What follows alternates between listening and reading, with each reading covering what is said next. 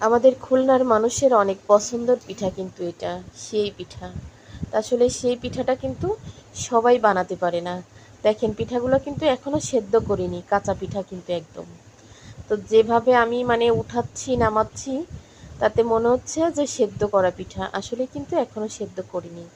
চুলায় সেদ্ধ বসানো আছে, ওগুলা হয়ে গেলে এগুলা আবার সেদ্ধ করতে দেব। পিঠাটা কিন্তু অনেক সুন্দর হয়েছে, মানে একদম পুরা রাবারের মতো। আসলে পিঠা আমরা যতবারই বানাইছি আল্লাহর রহমতে কখনো নষ্ট হয় না। এইভাবে সেম রাবারের মতো, মানে মুখের ভিতরে নিয়ে কিন্তু হাত দিয়ে টেনে ছিটতে হয়। অনেকে দেখছি মানে ছোট ছোট ভাতের মতো কেটে কেটে যায়, কিন্তু আসলে আটা মারার কাছে কিন্তু পিঠা সুন্দর হয়।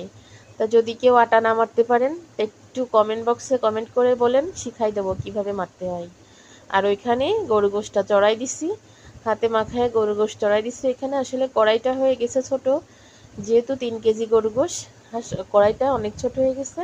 কড়াইতে কিন্তু ধরতেছে না, দেখি কত দূর কি করা যায়, শেষমেশ দেখা যাক কি করা যায়। আর এখানে হচ্ছে পাবদা মাছের জন্য মশলা কষায় ঝিঙেটা একটু কষাতে দিলাম, লাস্টে কিন্তু কড়াই চেঞ্জ করা লাগিছে দেখেন। সেই কড়াই বাদ দিয়ে বড় এই যে ডিশ কড়াইতে দিয়ে তারপর হচ্ছে মাত্র 3টা আলু দিছি। গোশ অনেক বেশি, আর এই গরমে আলু টালু খাওয়া হবে না, এই জন্য ঝোল কমে একটু ভোনা ভোনা রাখবো। আর পিঠা দিয়ে খাবে যেহেতু হালকা একটু ঝোল রাখবো। আর হচ্ছে আলু দিছি মাত্র 3টা, গোশ হচ্ছে 3 কেজি, 3টা আলু দিছি মিলাই আর কি, 3টা আলু দিলাম। গরমে খাওয়া যাচ্ছে না, তারপর ওই যে আমার মামি মামা আসছে অনেক দিন পরে।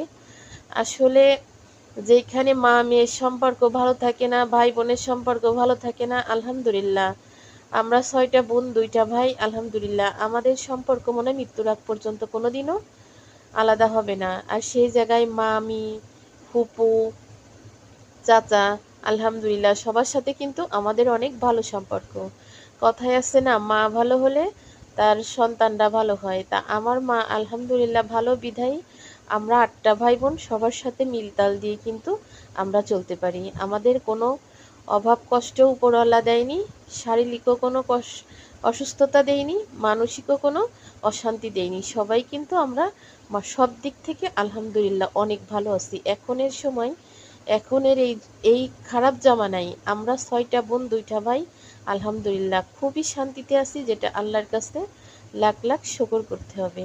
খাবার দাবার বলেন, মানে গরিবানাভাবে মধ্যবিত্তভাবে কিন্তু সব কিছুর শান্তি উপরওয়ালা আমাদেরকে দিচ্ছে, সব কিছুর শান্তি দিচ্ছে। কথা আছে না, মন ভালো থাকলে সব কিছু ভালো হয়, মন ভালো না থাকলে কোটি টাকার সম্পদও কিন্তু ছাই মনে হয়। আসলে আমাদের মনটা কিন্তু অনেক ভালো।